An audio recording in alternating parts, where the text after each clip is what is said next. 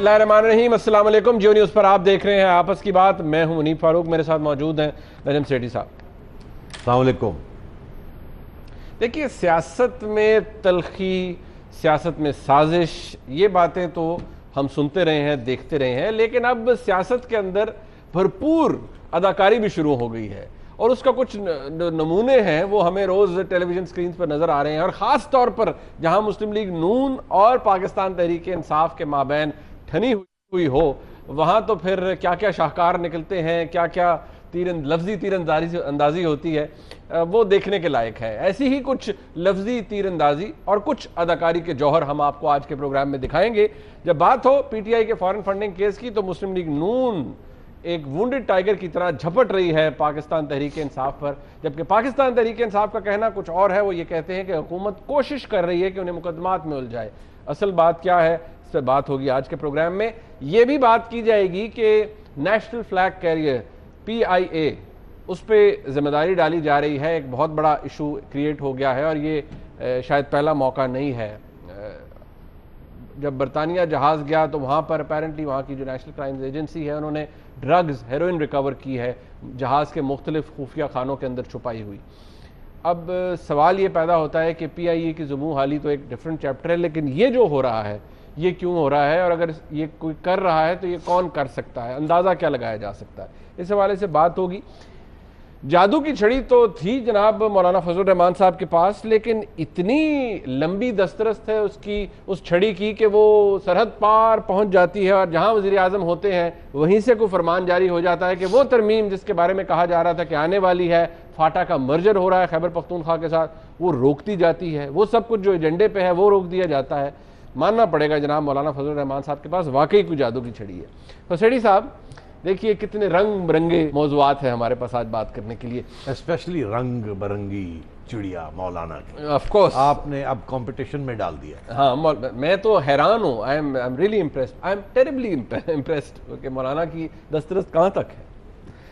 ज़रा बात हो जाए PTI के फॉरेन फंडिंग केस की। थोड़ा सा बैकग्राउंड आपको ये बता दूं कि तकरीबन 2.5 साल से मामला चल रहा है। अकबर एस बाबर साहब, जो कि अपने आप को रुकन कहते हैं, पाकिस्तान तहरीक इंसाफ का फाउंडर मेंबर कहते हैं, जो कि तहरीक इंसाफ नहीं मानती उन्हें, वो ये कहते हैं कि PTI के फॉरेन फंडिंग केस के हवाले से तफसीलात PTI दे, PTI नहीं दे पा रही।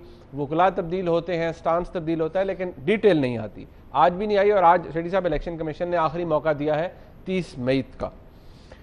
जब इलेक्शन कमीशन के से बाहर आए तो उस वक्त पाकिस्तान तहरीक इंसाफ भी मौजूद थी, नईमुल हक साहब मौजूद थे, दानियाल अजीज साहब मौजूद थे। वो क्या फरमा रहे थे, जरा क्लिप्स देखिए। तकरीबन 2.5-3 बरस से PTI से रिकॉर्ड मांगा जा रहा है कि आप अपनी जमात के अकाउंट्स दें। वो कभी इस्लामाबाद हाई कोर्ट भागते हैं, कभी यहाँ पर कंटेम्प्ट करते हैं, कभी कहते हैं जी हमने वकील बदल लिया है, कभी कहते हैं हमारे वकील के पेट में मरोड़ पड़ गए हैं, कभी कहते हैं हमारे वकील के घुटने में मोच आ गई है। ये डॉक्यूमेंट कहीं दिखाया गया कि ये अपना मनी ट्रेल नहीं दे पाए। इसके ऊपर वो जरा मारे ना लाल दायरे, वो जो आप करते होते हैं, इसको जरा मस्क रंग में करें, वो पीछे बांसुरी चलाएं पहाड़ी तंज में, पो जरा बनाए ना लोगों के ज़हन। ये पहले वो इमरान खान साहब पे तनकीद कर रहे थे कि उनके कभी वकील को पेट में मरोड़ हो जाता है कभी की, फिर उनका तवज्जो जो थी वो मीडिया के ऊपर थी। जरा मैं नईमुल हक साहब का रिस्पांस भी सुन लेता हूँ, फिर जरा बात करते सेठी साहब से। नईमुल हक साहब क्या फरमा रहे थे? हुकूमत की इस वक्त हिकमत अमली यह है कि इमरान खान को और तहरीक इंसाफ को ज़्यादा से ज़्यादा केसेस में उलझाओ, मीडिया की तवज्जो उस तरफ दिलाओ और अपने पनामा और डॉन लीक्स और जो इनके मसाइल हैं उस वक्त से उनकी तरफ से तवज्जो हटाओ। दानियाल अजीज़ जो हैं उन्होंने ख़ुद कंटेम्प्ट की है और हम उसके खिलाफ कानूनी कार्रवाई करने जा रहे हैं। इलेक्शन कमीशन के खिलाफ उन्होंने बात की थी और सुप्रीम कोर्ट में भी जाके उन्होंने गलत बयानी की और हम इसके खिलाफ हमने केस तैयार कर लिया है, वो हम फाइल करने जा रहे हैं दानियाल अजीज़ के खिलाफ कंटेम्प्ट ऑफ कोर्ट का। PTI क्या करना चाह रही है दानियाल अजीज़ के खिलाफ, वो तो एक और बात है, वो उस पर भी बात कर लेते हैं, दानियाल साहब क्या फरमाते रहे हैं। लेकिन शेठी साहब आज दानियाल साहब देखिए, वो उन्होंने PTI को जो लताड़ते हैं उन्होंने मीडिया को भी साथ लताड़ दिया। यार बात तो सही कह रहे हैं, सही कह रहे हैं, और क्या, मतलब ये फैक्चुअल बात कर रहे हैं कि जब मीडिया खान साहब को कवर करता है तो बड़ा ख्याल रखता है। और जब नून लीग को कवर करता तो कोई ख्याल नहीं रखता। नहीं, खान साहब को भी रगड़ा तो लगता है वो इतना नहीं लगता। अच्छा, तो वो सही कहते हैं कि गोलधारे और आवाज़ें निकलती हैं और एक एक चीज़ को 6-6 दफ़ा दिखाया जाता है। ये तो बायस तो है मीडिया का, इसमें कोई शक नहीं है। उसकी वजह ये भी है कि जो सिटिंग गवर्नमेंट होती है उसके खिलाफ ऐसी मीडिया होता है। तो ये नहीं कि वो नून के खिलाफ है, वो सिटिंग गवर्नमेंट के खिलाफ है। तो और दैट्स खबरें तो यही बनती हैं। तो बाकी नईम साहब क्या कह रहे हैं वो भी सही कह रहे हैं। मुझे लगता है उन्होंने मेरा प्रोग्राम में शायद एक सुन लिया हो जिससे मैंने कहा था कि गवर्नमेंट की तवज्जो अब ये होगी, कोशिश ये होगी कि फोकस नून लीग पे पीटीआई पे शिफ्ट किया जाए। उनकी अदालत, क्योंकि अब आप उनकी हाज़िरियाँ हो रही हैं इलेक्शन कमीशन में, सुप्रीम कोर्ट में, और नून लीग की कोई हाज़िरी कहीं नहीं हो रही, तो तवज्जो उधर दिलवाई जाए। हेडलाइन सब जो है वो पीटीआई के ख़िलाफ़ लगे। और वो सही कहते हैं कि गवर्नमेंट की कोशिश है कि पैनामा लीक्स और डॉन लीक्स इस से हटे, अटेंशन हटे। तो मैं समझता हूँ दोनों सही कह रहे थे। कैसा बट है तो बड़ा दिलचस्प। लेकिन सेठी साहब एक बात है कि जब आप इस बयानिए को, इस अगर ये रेटरिक नहीं भी है, सिर्फ लफाजी ने, इस बयानिए को इतनी अरूज पर ले जाते हैं। मैं पाकिस्तान तहरीक इंसाफ की जनाब इमरान खान की बात कर रहा हूँ कि जब वो बयानिए को अरूज पर ले गए कि अगर कुछ नहीं किया तो तलाशी देने से आप क्यों डरते हैं, तो फिर ये बयानिया उनको हॉन्ट करता हुआ नजर आ रहा है या आपको लगता है कि वो सेल थ्रू कर जाएंगे? क्योंकि दो तरफ मामला अब चलने लग पड़ा है, सुप्रीम कोर्ट अलहदा और तो चल ही रहा था। अब देखिए इसमें 3 ऑप्शन हैं। अच्छा, 3 ऑप्शन है। हाँ, एक तो ये है कि मियाँ साहब ज़ख्मी हैं, वो ज़ख्म जो है वो सीरियस हो जाए। दूसरा ऑप्शन ये है कि खान साहब को भी इलेक्शन कमीशन के आगे और सुप्रीम कोर्ट के आगे हाज़िरी देनी पड़ रही है, शायद वो ज़ख्मी हो जाए। और तीसरा ऑप्शन ये है कि मियाँ साहब के वूंड्स जो हैं, ज़ख्म जो हैं वो हील कर जाएं और खान साहब के ज़ख्म जो हैं वो बने ही ना, डीप वूंड्स ही ना बने।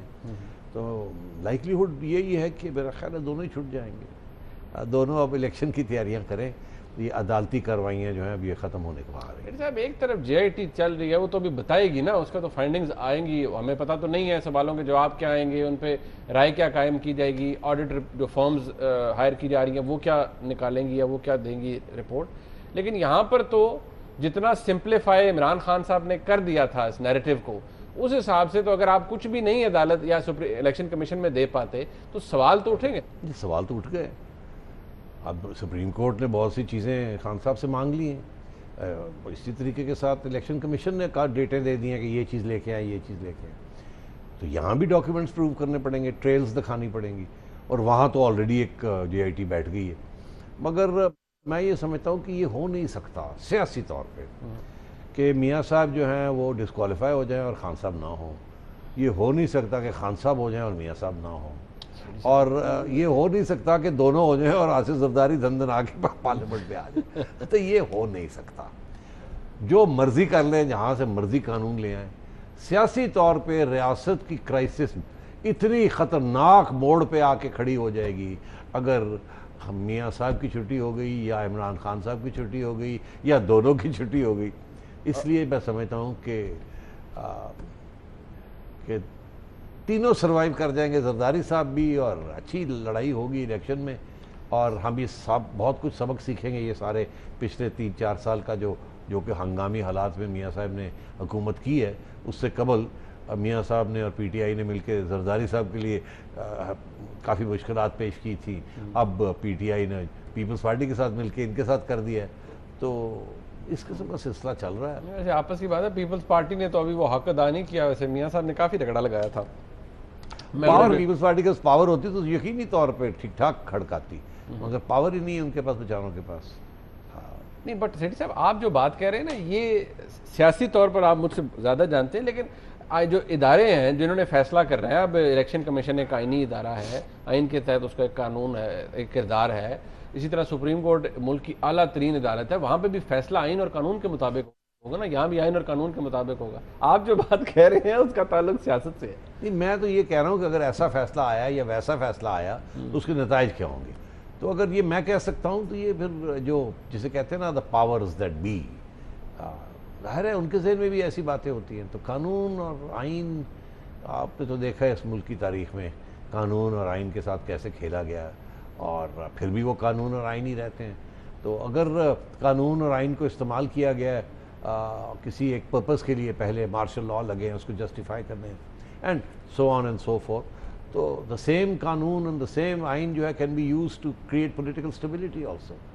ये एक इमेच्योर किस्म की सियासत हो रही है यहाँ, और ये ना होती अगर थर्ड पार्टी ना आती। अगर पीपल्स पार्टी नून लीग का ही खाता खुला होता ना तो ये इस किस्म की सियासत नहीं होनी थी, क्योंकि दोनों ने बहुत से सबक सीखे हैं एक दूसरे के खिलाफ महाज बना के, फ़ायदा किसी का नहीं हुआ। बट वो तो लेटली बनाते रहे ना, मुस्लिम लीग नून तो 2013 तक बनाती रही है, तो सबक क्या सीखा? तो आप सीख लिया ना क्या हुआ, अब पता चल गया ना क्या होता है। तो मैं ये समझता हूँ कि आगे जाके मेच्योरिटी आएगी पॉलिटिकल प्रोसेस में। खान साहब ने भी हुकूमत करके देख ली है केपी में। खान साहब भी अब एक पार्टी बनाने जा रहे हैं, एक मूवमेंट से पार्टी बनाने जा रहे हैं। मैं समझता हूँ ये अच्छी डेवलपमेंट्स हैं, और ये जब जमहूरियत को मजबूत करने की जो तारीख़ होती है ममालिक की, आप हर जगह पे देख लें, ये काफ़ी अप्स एंड डाउन्स और टेढ़ी तारीख़ है। उसके अंदर बहुत से सेटबैक्स भी होते हैं, बहुत सी गलतियाँ भी होती हैं, बहुत से सियासी फैसले ऐसे होते हैं जो कि बाद में एहसास होता है कि बहुत गलत फैसले थे। तो ये अभी मेच्योरिटी आ रही है। मैं समझता हूँ कि मेन स्ट्रीम पार्टीज़ में सबसे पहले मेच्योरिटी पीपल्स पार्टी में आई है, उसके बाद नून लीग में आ रही है, और पीटीआई में भी आ जाएगी धीरे धीरे। मतलब पीटीआई में भी वो जो गलतियां इन दोनों पार्टीज ने की है, शायद पीटीआई भी आहिस्ता गलतियां करके सीख जाएगी, आहिस्ता आहिस्ता सीखेगी। ठीक है, चले, ये एक मामला है चल रहा है, अब जारी बात है इसका फैसला क्या आना है तो इलेक्शन कमीशन को पता है, जो मामला सुप्रीम कोर्ट के सामने है। आगे चलते हैं, बात हो जाए सेठी साहब, Pakistan international airline national flag carrier, जहाज़ जाता है बरतानिया, जब पैसेंजर्स और अमला वहाँ से निकल आता है तो फिर जहाज़ की तलाशी ली जाती है, उसके खुफिया खानों से हेरोइन बरामद होती है, ड्रग्स बरामद होती हैं, अमले को डिटेन किया जाता है, पायलट को डिटेन किया जाता है, पासपोर्ट कॉन्फिस्केट किए जाते हैं, फिर दे दिए जाते हैं। लेकिन इसे डिस्कस करने से पहले, ये तो एक इशू बना है ना, हम ये भी बात करेंगे, ज़रा खुली बात करेंगे पीआईए का मसला, और ये भी कि ये जो ड्रग्स वाला वाक़या हुआ है, मनशियात वाला वाक़या हुआ है, ये पहली दफ़ा है या नहीं, इस हवाले से जियो न्यूज़ की एक रिपोर्ट है, इधर आप देखिए।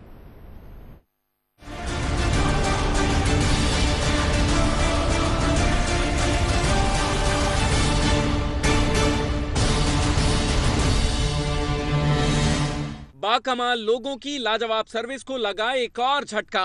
बरतानिया की नेशनल क्राइम एजेंसी ने लंदन एयरपोर्ट पर पीआईए के तैयारे से हीरोइन बरामद करने का किया दावा, लेकिन ऐसा पहली बार नहीं हुआ। 5 अप्रैल 2017 को कराची एयरपोर्ट पर हैंगर में खड़े बोइंग 777 से एंटी नार्कोटिक्स फोर्स और पीआईए अमले ने 15 किलो हीरोइन बरामद की।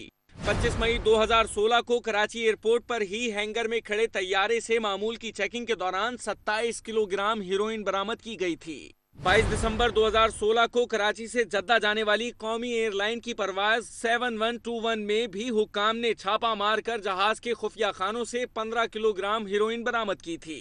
30 जुलाई 2016 को लाहौर से दुबई जाने वाले तैयारे के टॉयलेट से 6 किलोग्राम हीरोइन मिली थी।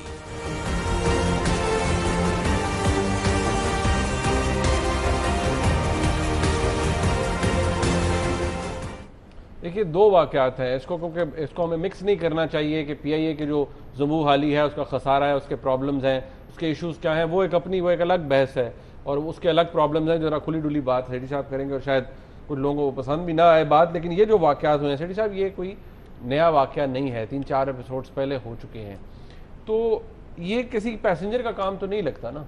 जाहिर है, जिस तरीके से चीज़ें छुपाई गई, इसमें तो पीआईए की इंजीनियरिंग फ्लीट भी जो है, जो टेक्नीशियंस हैं जो कि ओवरहॉल करते हैं, चेकिंग करते हैं, दे मस्ट बी इन्वॉल्व, उनके बगैर हो नहीं सकता। ये ऐसी बात नहीं है कि कोई जैनेटर है, सफाई करने उसको अंदर गया और काम कर दिया, ऐसे नहीं है। तो उसकी फ्यूसलाज में भी चीज़ें छुपाई हुई थी। तो ये तो this can only be done at one level. Hanger के अंदर जहाज़ खड़ा है, वहाँ लोग आ रहे हैं, जा रहे हैं, कोई चढ़ा हुआ है ऊपर, कोई इधर कर रहा है, उधर कर रहा है, उसने ये किया। और ये ज़रूरी नहीं है कि ये अभी हुआ है, ये लॉन्ग टर्म प्लानिंग भी होती है इन किस्म की चीज़ों में, कि अभी कर दें, over a period of time करें, और over a period of time London में भी इनसे चीज़ें निकाली जाएं, एंड सो ऑन। तो और ये जो जहाज़ है, इसका तो ये कहा जाता है कि कोई 20 घंटे के लिए ये कराची में पार्क था, और उसके बाद फिर ये लाहौर गया, और फिर वहाँ से लंदन गया, या इस्लामाबाद गया और वहाँ से लंदन गया, और ये 1 हफ़्ता पहले की ये बात है। दिलचस्प बातें इसमें दो हैं।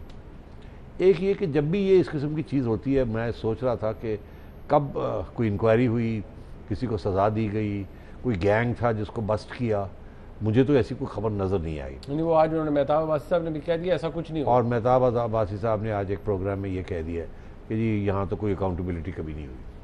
ये बहुत इंपॉर्टेंट फैक्ट है कि एक एयरलाइनर जिसके अंदर safety and is a prime requirement, वहाँ इस किस्म के ठग और चोरों का एक्सेस है।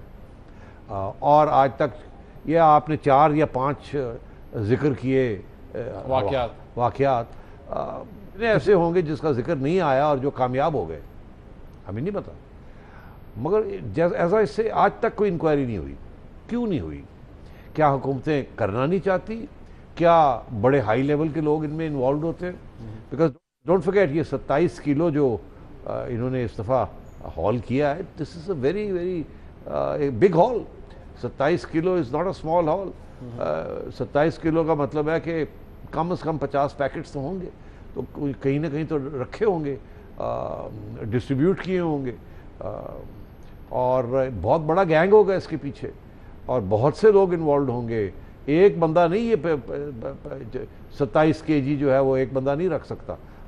तो ये समझता हूँ। और फिर इस बंदे का एक्सेस किस लेवल पे है, इसके साथी कौन है जो कि इस किस्म का सामान जो है उस तक पहुंचाते हैं पहले, फिर वो हैंगर्स में जाके इन चीज़ों को किया जाता है, and so on and so forth. तो सवाल मैंने ये पूछता हूँ कि क्यों नहीं इंक्वायरी हुई आज तक? मैं आपको बताऊँ मसला क्या है। बाकी बातें अपनी जगह पे कि बदनामी हो गई मुल्क की, ये हो गया वो हो गया। PIA तो मेरा ख्याल है, मुझे याद है बचपन में जब PIA लॉन्च हुआ था तो ये आपका फ़ख्र था, आज आपकी बदनामी है। ये सफ़र कैसे हुआ? PIA के पायलट्स, PIA के इंजीनियर्स दुनिया में मशहूर थे for efficiency, from fame to defame.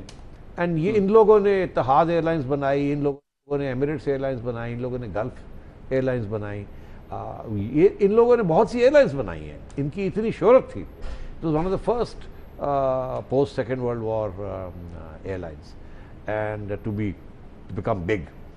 तो और कराची एक ज़माने में, आपकी पैदाइश से पहले की बात कर रहा हूँ, कराची एक ज़माने में 40 से 50 ग्लोबल एयरलाइंस टच करती थी कराची, और अब तो शायद 2-3 भी नहीं, या 10 ज़्यादा 10 होंगे, वो भी मिडल ईस्टर्न, कोई यूरोपियन एयरलाइंस एक्सेप्ट पैर्स और टर्किश टच ही नहीं करती।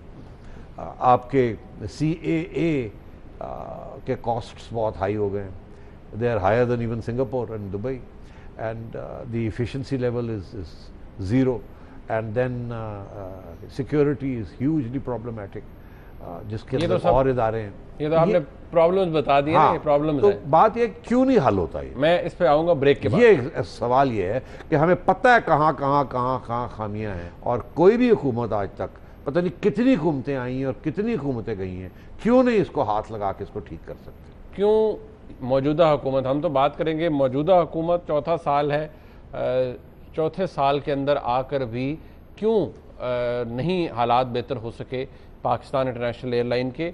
ये याद रहे कि पिछले साल एक वक्त ऐसा भी आया जब हुकूमत को एसेंशियल सर्विसेज एक्ट को इन्वोक करना पड़ा, क्योंकि स्ट्राइक्स शुरू हो गई थी, हड़तालें शुरू हो गई थी, ऑपरेशंस बंद किए जा रहे थे वहाँ पर जो एसोसिएशन हैं उनकी तरफ से। इस पर भी बात करेंगे एक ब्रेक के बाद, हमारे साथ रहिएगा।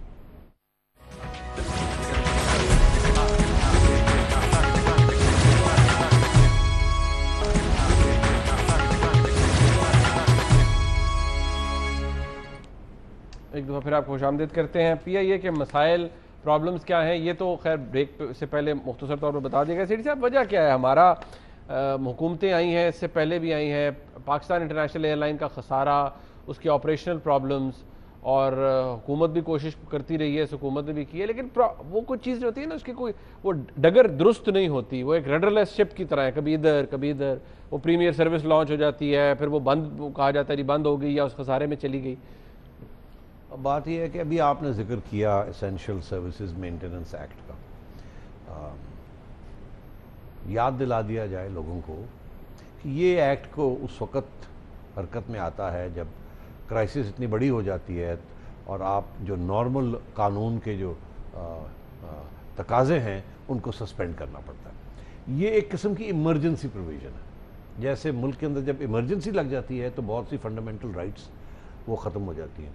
जब ये एसेंशियल सर्विसेज मेंटेनेंस एक्ट लगता है तो बहुत सी rights employer and employee relationships की और राइट्स की वो सस्पेंड हो जाती है। इससे आपको इशारा मिलेगा कि ये मसला क्या है।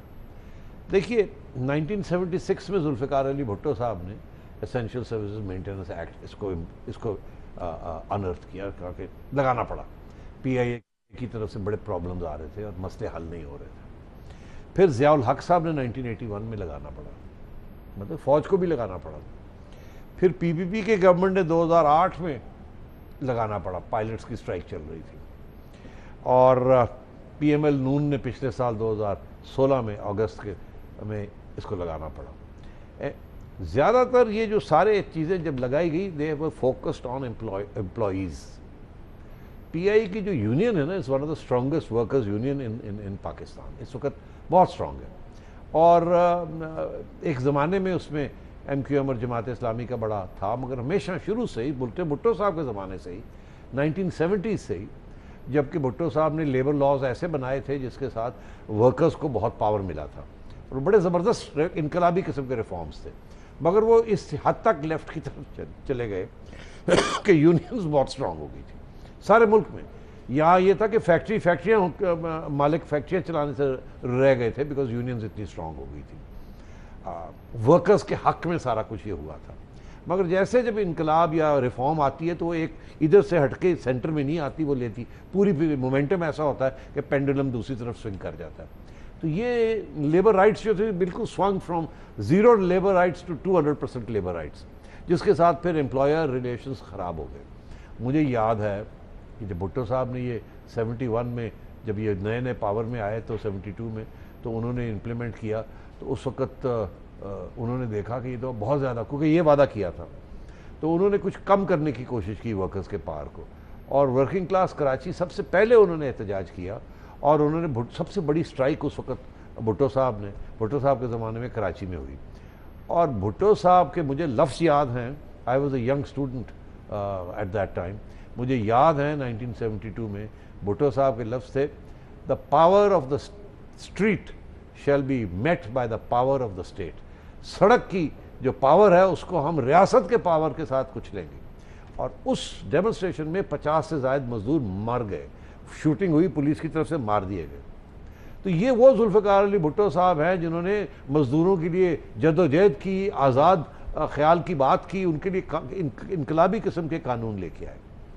ये यूनियंस जो है ना PIA की, इसकी जो डेट ऑफ बर्थ है, this is during the Bhutto years.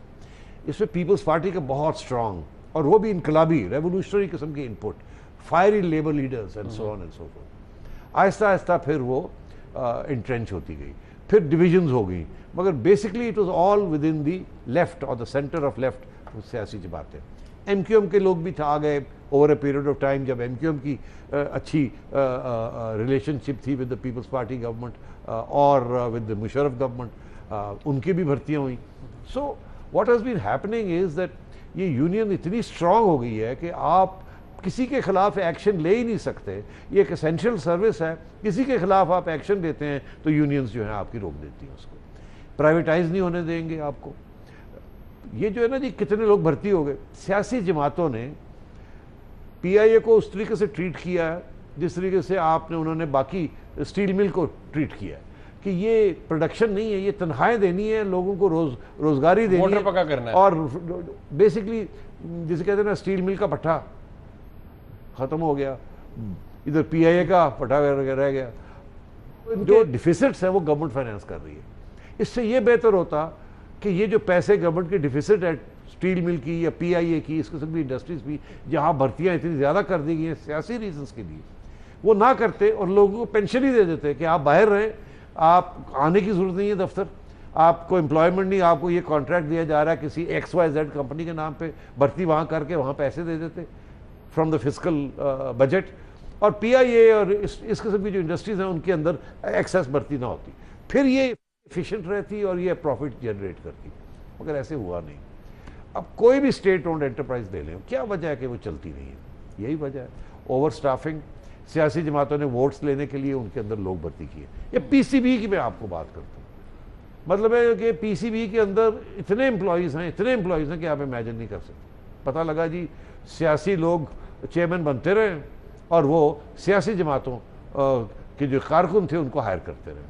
अब ये 100 लोग तो जब मैं आया तो मुझे छांटी करने पड़े, कोई काम नहीं कर रहे थे, पता लगा कि 2 पिछले पीपीपी के चेयरमैन थे, उन्होंने भर्तियां की हुई थी, and so on and so fourth. और नून लीग के भी लोग रहे हैं वहाँ, उन्होंने भी भर्तियां की हुई थी। तो ये प्रोफेशनल ऑर्गेनाइजेशंस नहीं रही। और सबसे बड़ा प्रॉब्लम अब यही बना हुआ है कि वेस्टेड इंटरेस्ट पीआईए के अंदर यूनियंस इतनी स्ट्रांग हो गई हैं कि होता ये है कि जब भी कोई भी हुकूमत उनके खिलाफ कार्रवाई करने जाती है तो जो बाकी सियासी जमातें बाहर बैठी हुई हैं वो यूनियंस का साथ देती हैं। बट सेठी साहब 4 साल गुजर गए ना, अब होगा हम टुवर्ड्स द वेरी एंड, इस ब्रेक पे जाने से पहले अगर अब ये बता दें कि हुकूमत के 4 साल तक तो आपका बिजनेस प्लान भी आ जाना चाहिए, 4 साल तक आपको पता होना चाहिए कि अगर आप कुछ कर सकते हैं तो फिर कर गुजरें, क्यों नहीं कर गुजरी हो? आपको याद होगा इसको कॉर्पोरेशन बनाने का पूरा प्लान बनाया था, इसहाक डार ने बड़ी कोशिश की थी, और क्या हुआ था, दोनों सियासी जमातों ने, पीपीपी ने और पीटीआई ने मिलकर इंक्लूडिंग एमक्यू ने रेजिस्ट किया था, नहीं होने दिया। यही हुआ था ना, आपको याद है, हमने डिस्कस किया था बिल्कुल पिछले साल, और पिछले साल हटना पड़ा। और जब नून लीग बाहर होती है और पीपल्स पार्टी कुछ करना चाहती है गवर्नमेंट में, तो नून लीग उनको नहीं करने देती। तो ये सारी जो सियासत हो रही है कॉर्पोरेशंस के साथ, ये बड़ी ज्यादती है और बड़ा जुल्म है। मगर दुनिया की एक्सपीरियंस भी यही है। बरतानिया के अंदर मार्गरेट थैचर के आने से पहले British economy was hostage to the unions, और वो भी लेबर पार्टी की यूनियन सी, वो भी इनकलाबी एक रवैया है ना टुवर्ड्स द स्टेट, कि स्टेट का फर्ज है कि हमारी हेल्प की जाए गरीबों को। अब उसके अंदर फिर ये जो कैपिटलिस्ट एंटरप्राइजेस हैं उनके अंदर जब भर्तियां होती हैं जो कि काम नहीं करते लोग, तो फिर ये होता है। तो फिर एक ही हाल है, ब्रेक पे जाने का मुझे कहा है, एक ही हाल है कि इसकी निजकारी कर दी जाए। अब बेचने भी जाते हैं तो वो बेचने नहीं देते आपको। ये जो बैंकों के साथ हुआ है, सारे बैंक नेशनलाइज थे, सारे बैंकों के अंदर भर्तियां हुई थी सियासी जमातों की। जब नवाज शरीफ साहब ने फैसला किया कि इनको प्राइवेटाइज करना है, तो क्या करना पड़ा, वो जो प्राइवेटाइज ओनर जो खरीदने के लिए तैयार था वो कहता था पहले तो इजाज़त दे कि हमने लोगों की चाटी करनी है। इन्होंने कहा जी वो नहीं हो सकता। उन्होंने कहा अच्छा वो नहीं हो सकता, तो फिर ये है कि हमें कौडियों के भाव पे दे दीजिए, हम जो पैसा इसके अंदर है वो लोगों को गोल्डन हैंडशेक दे के उनको फायर करते हैं, फिर इसको नए सिरे से शुरू करते हैं। मोस्ट ऑफ दीज बैंक्स पहले उनके डिफिसिट्स को गवर्नमेंट ने वाइप आउट किया पैसे दे के, फिर उसके बाद ऐसे कानून बनाए जिसके तहत इन जो बैंक्स से बिके हैं वो कौडियों के भाग बिके, इसीलिए क्योंकि उन्होंने आगे पे ऑफ्स करने थे। ओके, इसलिए 2-3 बैंक अब चल पड़े हैं। ओके, हल फिर यही है। ब्रेक ले लेते हैं यहाँ पर। जब ब्रेक से वापस आएंगे तो मैंने शुरू में जिक्र किया था मौलाना फजल रहमान साहब की जादू की छड़ी जो हर वक्त चल जाती है, ख़ास तौर पर जहाँ भी वज़ीर आज़म हो उनकी पहुँच वहाँ तक है। आज क्या उन्होंने किया, एक ब्रेक के बाद बात करते हैं, साथ रहिए।